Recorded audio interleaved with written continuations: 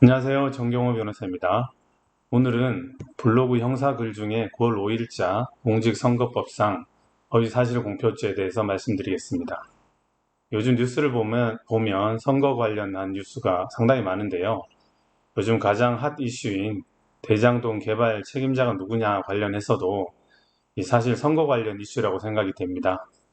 제가 실제로 변호했던 사건에 대해서 말씀드리겠습니다.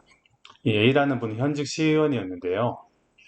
당내 경선 과정에서 같은 당 후보인 B에 대해서 허위 사실을 수차례 공표한 것으로 기소되었고 재판을 받았습니다. 결론부터 말씀드리면 일부 무죄, 일부 집행유예 판결을 받았는데요. 일부 유죄죠. 사실 일부 유죄 판결이 뭐 큰 자랑이 아닐 수도 있습니다만 제가 굳이 말씀드리는 이유는 이 시점에서 허위사실 공표죄에 대해서 한번 짚고 넘어갈 필요가 있다고 생각되었고요. 이 사실 허위사실 공표죄는 우리가 흔히 말하는 허위사실 유포죄의 하나의 일환이에요. 이 허위사실 적시에 의한 명예훼손, 이 허위사실 공표 다 같은 맥락인데요.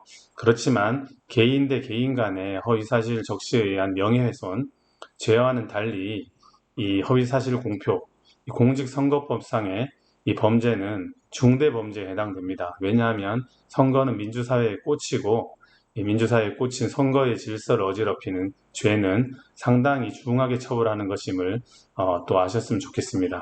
사실관계에 들어가면 이 현직 시의원 A는 당내 경선 과정 전후로 같은 당 후보였던 B에 대해서 허위 사실을 공표했습니다. 그 허위 사실은 B는 돈이 없고 C는 돈이 있어요. 어, B가 C로부터 돈을 좀 얻어 쓰려고 하는 것 같습니다. 이런 말들을 여러 차례 각 현장을 바꿔가면서 말을 했는데요. 이 법원은 결론적으로 이 말을 어떤 사실이 아니라 가치 판단, 의견 표현에 불과하다고 해서 일부 무죄를 판결을 선고한 것입니다.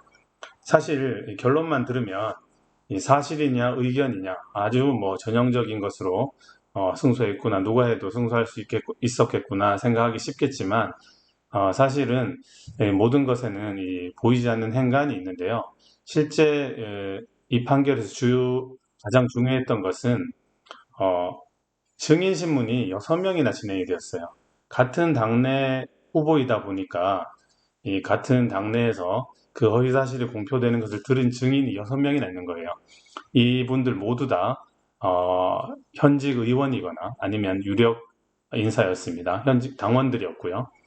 그래서 어, 이 관건은 증인신문이 진짜 제가 이때 커리어 비교적 초반이었는데 증인신문 6명 하니까 증인신문만 2시간 넘어가더라고요. 이 재판부도 모두 힘들어했고요. 제가 이 사건을 통해서 좀 우스갯소리로 증인신문의 달인이 되었습니다. 예. 이 사건에서도 그 증인신문에서 어떤 한 분의 그 당원의 모순 진술을 이끌어내었는데요. 그분이 이 검찰이나 경찰 조사에서 나는 어디서 A가 허위 사실 공표하는 것을 들었다 이런 진술을 했을 거 아니에요. 제가 공판에서 실제 증인신문에서 기록을 펼쳐놓고 선생님 이때 이 말씀하셨는데 오늘은 다른 말씀을 하십니다. 이런 어떤 신문을 하였고요. 그 증인이 그 증인신문 법정에서 해명을 잘 하지 못했어요. 매우 난색을 표하였고 그런 어떤 똑같은 진술, 똑같은 상황도 법정에서 판사 앞에서 현출이 되면 상당히 의미가 있거든요.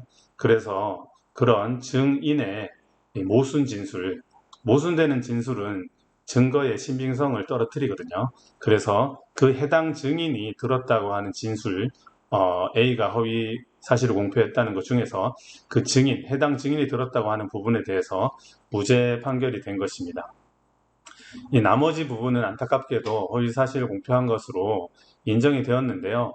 사실은 이 선거 범죄이긴 하지만 내막을 알고 보면 다 같은 당원 사람들이잖아요.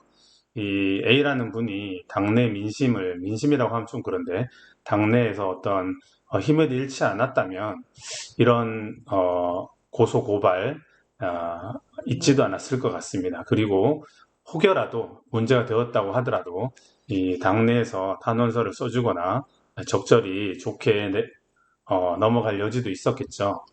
예, 이 블로그에 상당히 자세하게 써져 있는데요. 공직선거법이 문제되는 것은 공선법 266조의 선거 범죄로 인한 공무단임 등의 제한 규정이 특히 문제되죠. 이 100만 원 이하, 100만 원 이하를 판결을 받으셔야 공무단임권이 제한 안 되는데요. 현직 의원들이 100만 원 이상 판결 받으면 현직이 바로 박탈됩니다. 그 예전에 이재명 후보도 처음에 300만 원 받았다가 항소인가요? 하여튼 최종적으로는 무죄가 되어서 현직이 유지된 걸로 기억나는데요. 한 가지 마지막으로 말씀드릴 수 있는 것은 이 피고인 A분이 나중에 내가 그런 허위 사실을 공표한 것 같기도 하다고 하면서 그런데 다 소문이 이미 퍼져 있었다 이런 말을 하는 거예요. 계속 부인을 하다가 마지막 시점에서 그런 말을 했었는데요. 사실 제가 여기 판례를 블로그에 써놨는데 허위사실 공표죄 적용 시에 소문을 빌어서 말한다고 하더라도 그 소문의 내용이 허위이면 허위사실 공표죄에 해당됩니다. 그래서 허위사실 공표죄 매우 주의해야 되는 선거 범죄 중에 하나입니다. 이상입니다.